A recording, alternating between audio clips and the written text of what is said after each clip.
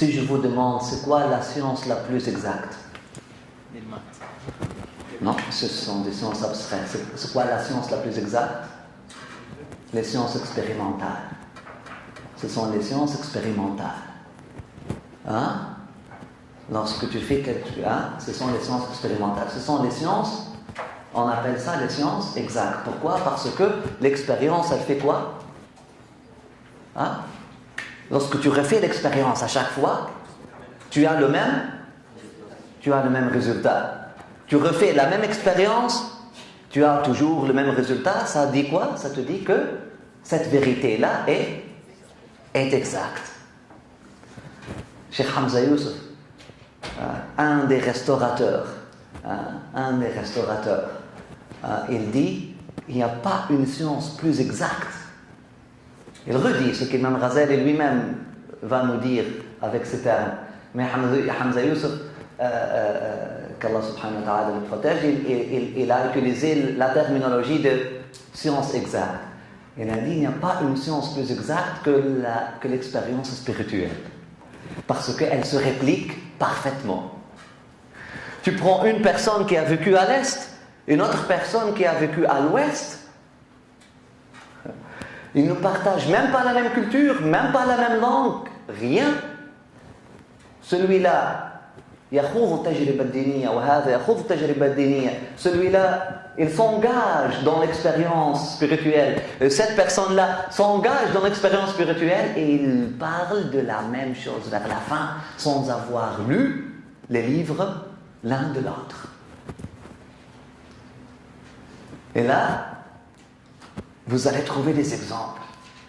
Vous lisez la poésie de Sidi Ahmed Zarruq, ou le texte de Ahmed Zarruq qui n'a jamais rencontré l'imam al-Ghazali, qui n'a jamais lu qu'est-ce que l'imam al-Ghazali a dit.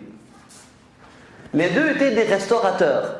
Ahmed Zarruq, le Fassi, a fait au Maroc, l'imam al-Ghazali, là-bas, un à l'Occident, l'autre à l'Orient. Ils ne sont jamais rencontrés, ils n'ont jamais lu les livres l'un de l'autre. Mais lorsqu'ils ont vécu l'expérience religieuse, ils ont fini par dire, mot par mot parfois, et vous allez le voir, mot par mot parfois, la même chose. Pas seulement ils sont en train de décrire la même réalité, mais avec le même, subhanallah, en utilisant les mêmes termes parfois. La ilaha illallah. La ilaha illallah. Tu trouves des savants, des connaisseurs de Dieu, des connaisseurs d'Allah en Inde, des connaisseurs de Dieu en Andalousie, des connaisseurs parfois, wallah, parfois ça transcende même le cadre politique de la religion.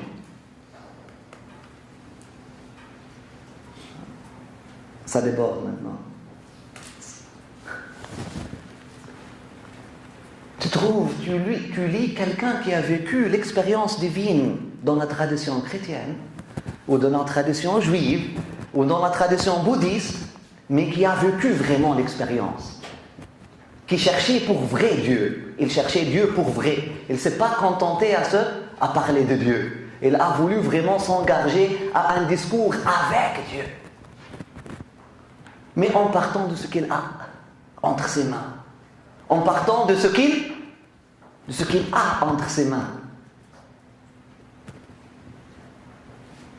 Il trouve l'islam au fond du christianisme, il trouve l'islam au fond du judaïsme, il trouve l'islam au fond du bouddhisme, c'est-à-dire il trouve la vraie soumission à Allah subhanahu wa ta'ala au fond de ces traditions-là, parce que toutes ces traditions-là, tu peux trouver l'islam là-dedans, tu peux trouver la soumission à Allah subhanahu wa ta'ala là-dedans. On parle de la tradition de vivre l'expérience. On n'est pas en train de parler des lois, etc., ces choses-là, mais on parle. S'engager, parce que tout vient des prophètes. Et tous les prophètes sont venus avec le même message. Aller à l'essence, aller au cœur de chaque religion, on se rencontre, tout le monde. Subhanallah. Mère Teresa dit des choses parce qu'elle a vécu l'expérience spirituelle dans la tradition, dans sa tradition à elle. Subhanallah, je lis Je lis qu'est-ce que Rabi al-Adawiya a dit. La ilaha illallah. Ça se rapproche, on dirait qu'elle copiait sur Rabi al-Adawiya.